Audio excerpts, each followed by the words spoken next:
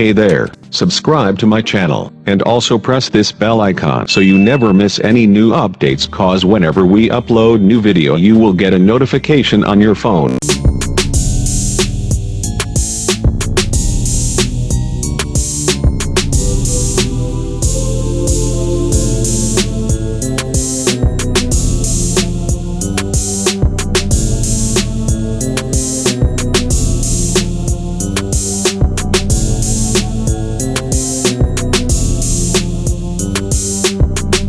Named VJ about learning a language. In the first part of the discussion, they are talking about the course VJ will study. First, you have some time to look at questions 1 to 7.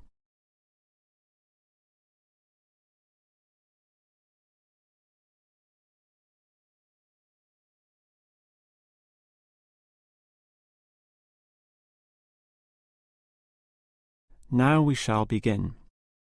You should answer the questions as you listen, because you will not hear the recording a second time. Now listen carefully and answer questions 1 to 7. Hello. May I help you? Hello. Is this the right place for me to register to study foreign languages? Yes, it is. May I have your name, please? Vijay. My family name is Paresh. Vijay Paresh. Okay. Do you have a telephone number? Yeah. 909-2467. Thank you. Now, which language would you like to learn? We offer French, Italian, Cantonese, Mandarin, Spanish, Portuguese. I'd like to learn Spanish, please. Okay. Our classes are conducted in lots of different places. We have classrooms in the city and here in this building. What's this building called? This is Building A. I work near here, so it'd be best to study in Building A. What time do you want to come to lessons? They go on for 3 hours and they start at 10 a.m., 4 p.m. and 6 p.m. I wish I could come to the daytime lessons, but I can't. So 6 p.m, please. That's our most popular time, of course. Have you ever studied Spanish before? No, I haven't. We describe our classes by level and number. Your class is called Elementary 1. Okay. When will classes start? Elementary 1 begins, just a minute, it begins on August 10. Great. Now what else do I have to do? Before you hear the rest of the conversation, you have some time to look at questions 8 to 10.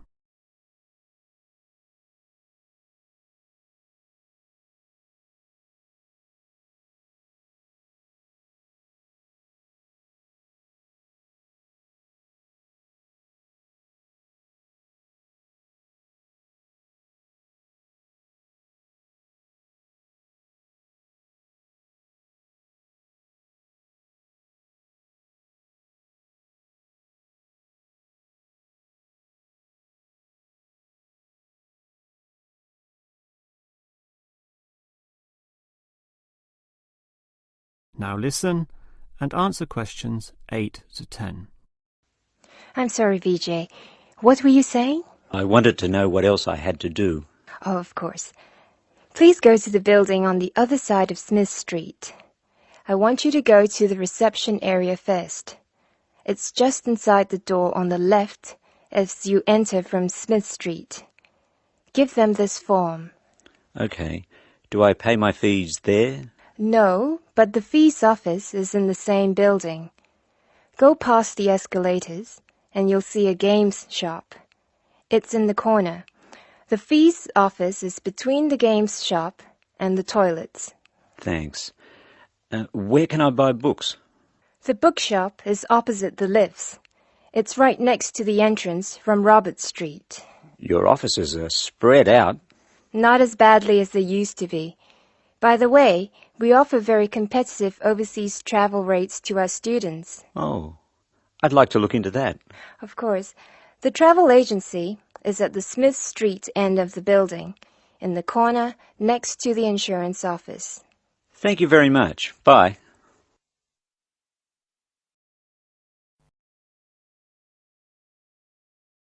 That is the end of part 1. You now have half a minute to check your answers.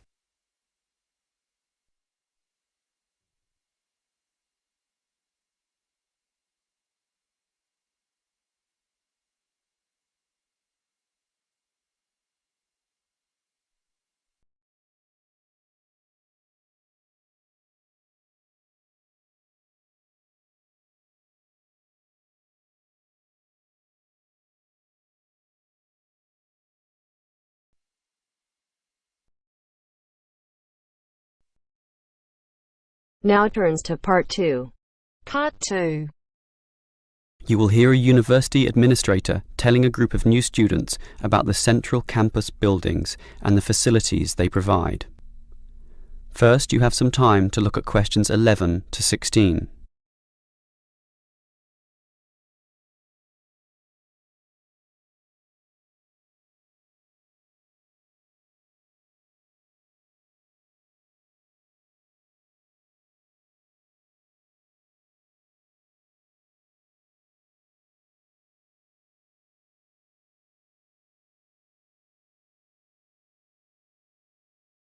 Now listen carefully and answer questions 11 to 16.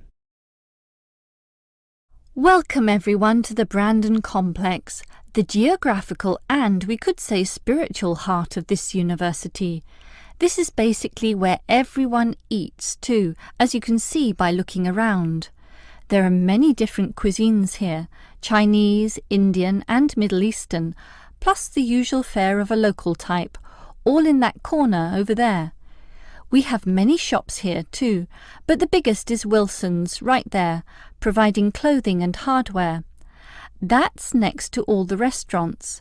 Now, on the opposite side of Wilson's we have 3 shops.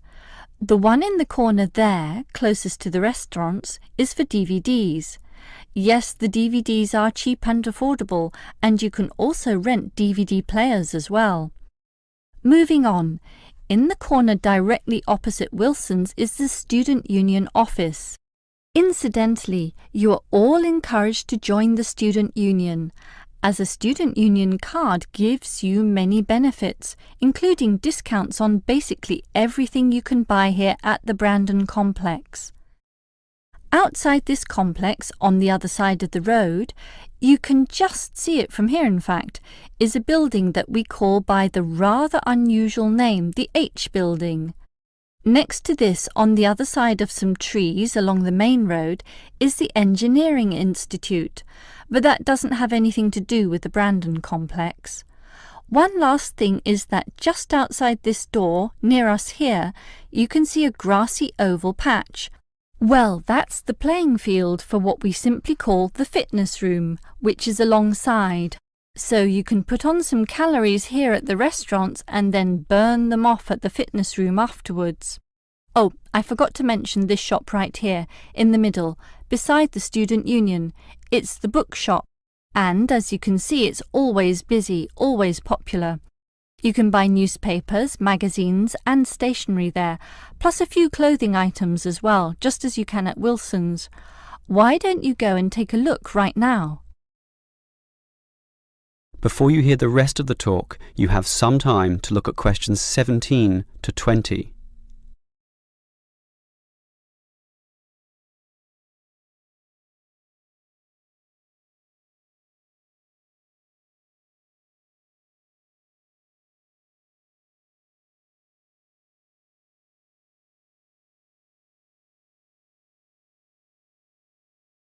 Now listen and answer questions 17 to 20. Now, I'd like to tell you a bit more about one of the buildings here, namely the H Building. Despite its bland name, you might be interested in what goes on there. It is our main recreational centre, with halls, offices and space available for a variety of activities, mostly for those who want to get fit. For example, if you're interested in yoga, you're in luck, since 4 days a week there are free yoga classes. They have several levels, so if you're a beginner, you'd have to start with that. You can check the schedules on the wall there. Yoga used to be at night, but now it's in the mornings, but not on Wednesdays. Along those same lines, there's aerobic dancing in the afternoon. This shares the same room as the badminton games, which are on Mondays, Wednesdays and Fridays. The aerobics are on the alternate days, Tuesdays and Thursdays, and it's not restricted at all. Everyone is welcome to join, although the instructor may divide you up, of course, according to ability. And, just to show how diverse the H building is, there's even some spiritual solace available there, inside the multi-denominational prayer centre, with individual booths and a variety of holy scriptures and texts available to read from all the major religions of the world. That's open all day over the weekend, but not at night time, when the rooms are for private booking. Finally, for those of you of a cerebral nature, the University Chess Club operates at night. That's open from 8 p.m. every... is it Wednesday or Monday? No, sorry, Friday. And I think it closes at about 11:30 p.m. So, there's something for everyone in the H building.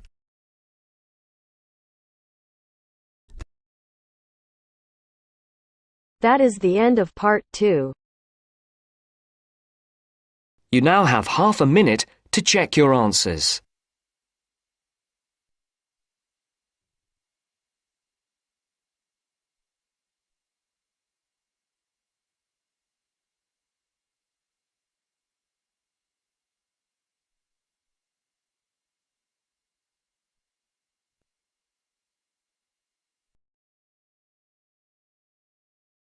Now turns to part 3.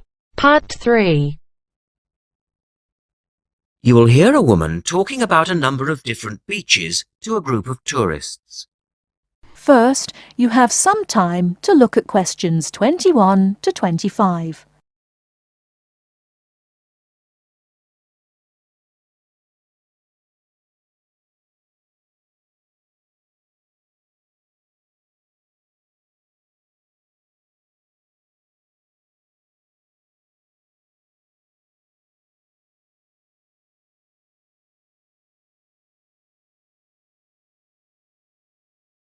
Now, listen carefully and answer questions 21 to 25.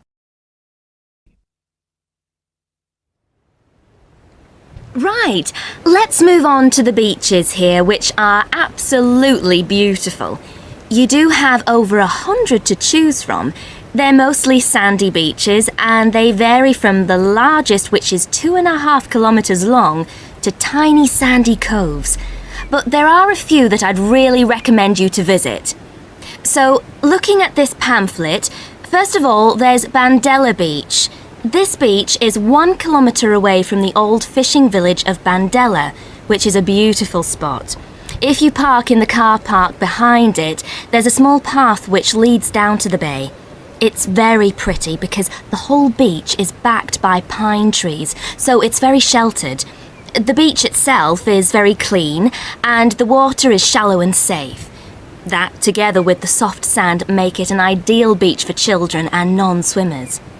A little further round the coast, again to the east, in the eastern corner of the island, is the spectacular Da Polata Beach, which is basically a long inlet. The land around this beach is marshland. It's all marsh, and there's a stream which winds through it, and the stream goes into the sea. And the beach has lovely pale gold sand. Access to this beach is quite tricky, and not for the less energetic. You have to go down a long flight of steps, 190 to be exact. But you'll be relieved to know that there's also a road which winds down to a car parking area. When you're level with the sea, there is a handful of shops and bars, and you can hire some beds and umbrellas. Continuing round the island, just past the tip of Calne, is the next beach I'd suggest you visit, and this is Sanget. Why? Because there isn't a beach longer than this on the island. If you want to know, it's exactly 2.5 kilometres long, and that's a bonus because it means it never gets overcrowded. It has golden sand and clear blue water shelving into the sea. Before you hear the rest of the talk, you have some time to look at questions 26 to 30.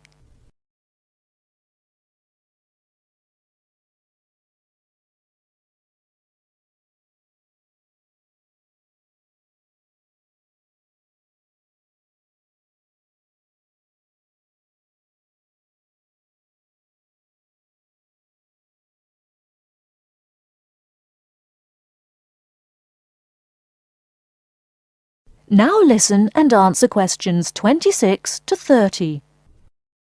It has golden sand and clear blue water shelving into the sea. There are several beach restaurants to choose from, and water sports are available when the water is calm. But check first.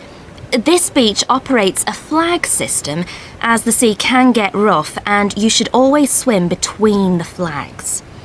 There's a large car park which gives you easy access to the eastern end of the beach, but the western end is much quieter and more wild, as it is harder to reach. Blanaka is another popular beach, just in the northwest corner of the island. It has incredibly white sand and sparkling water. There is ample car parking here and plenty of bars and restaurants. Blanaka has white cliffs all around it, and for those of you who'd like a little more to do than just lazing on the beach, there are caves here which you can explore in the cliffs, and you can also dive into the water from rock platforms along the side of the cove. Well, my final recommendation for today is Disador. Now, this beach isn't quite as easy to get to as the others I've talked about. It's quite a remote little beach, tucked away here next to Blanaka. You can reach Disador by a steep slope which goes over some sandbanks. The beach itself is small and pretty, with reddish-coloured sand and some stony areas on its eastern side. Despite being quite small, the bathing is good, and you can also go fishing here from the rocks at either side. It's a good idea to take some food and drink with you if you decide to go here, as there's only one little bar which isn't always open. So, that should give you plenty of ideas to choose from over the next 2 weeks. And if you have any further questions... That is the end of part 3. You now have half a minute to check your answers.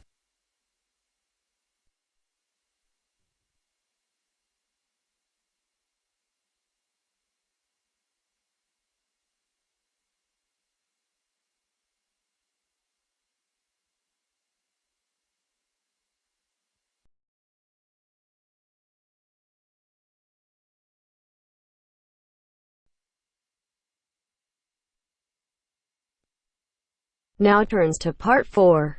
Part 4. You will hear part of a lecture about product life cycles. First, you have some time to look at questions 31 to 40.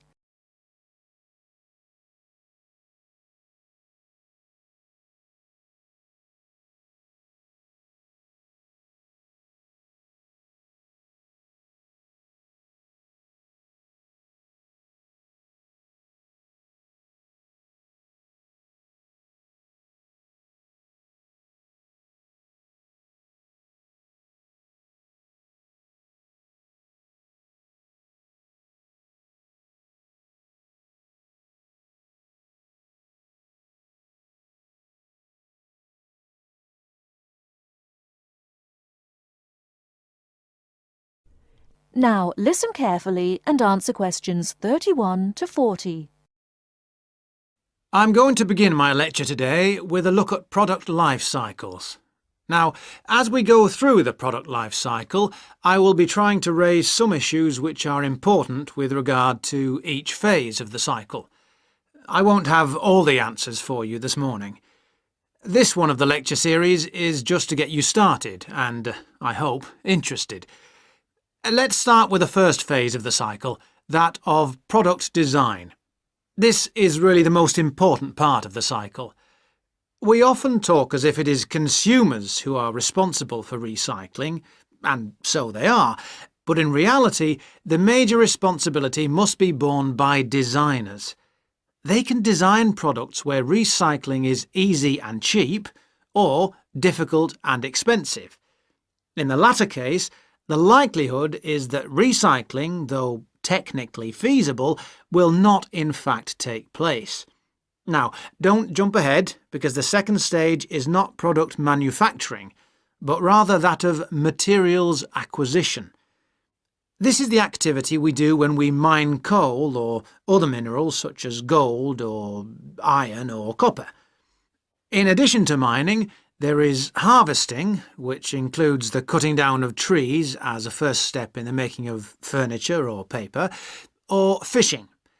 These activities have costs which are not only money costs.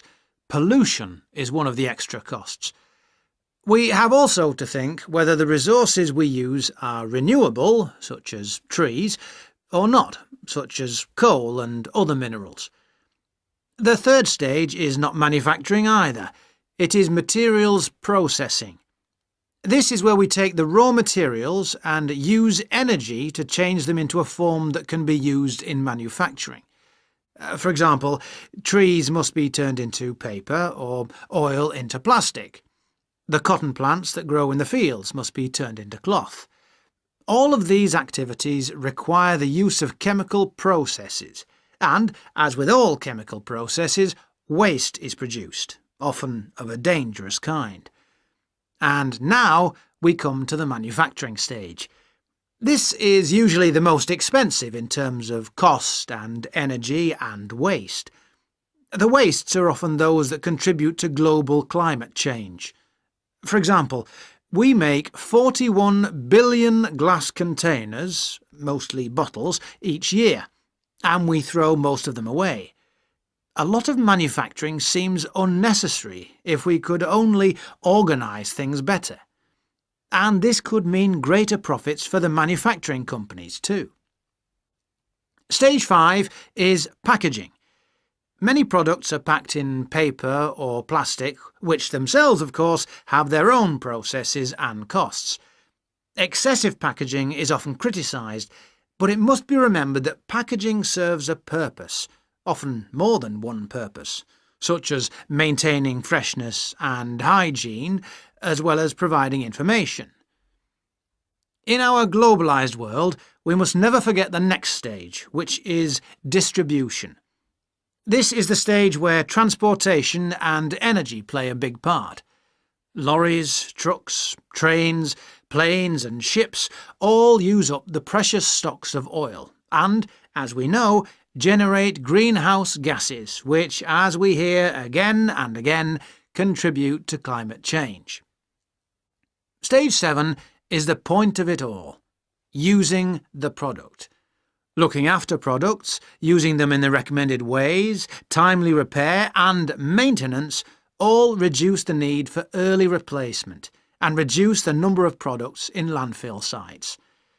We should not encourage the purchase of single-use products, that is, products which are designed for use on one occasion only and then to be thrown away and replaced.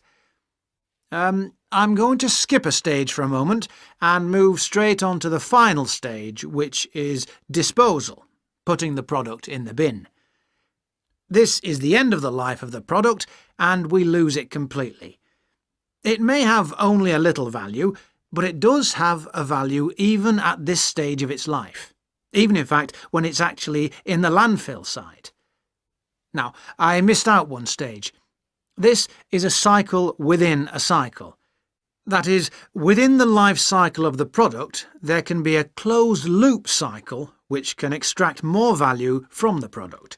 This is the reuse and recycle loop. It is a closed loop because, in theory, it can continue forever, though in practice, of course, this is not possible. Recycling products mean that they can be used to make more of the same product. CDs, bottles, books, or that they can be used to make different ones. For example, 1 pound of recycled paper can make 6 cereal boxes. And if we recycled all our newspapers, we could save 40,000 trees a day. Now, with this approach to the life cycle of a product in mind, we can go on to consider life cycle analysis. That is the end of part 4. You now have half a minute to check your answers.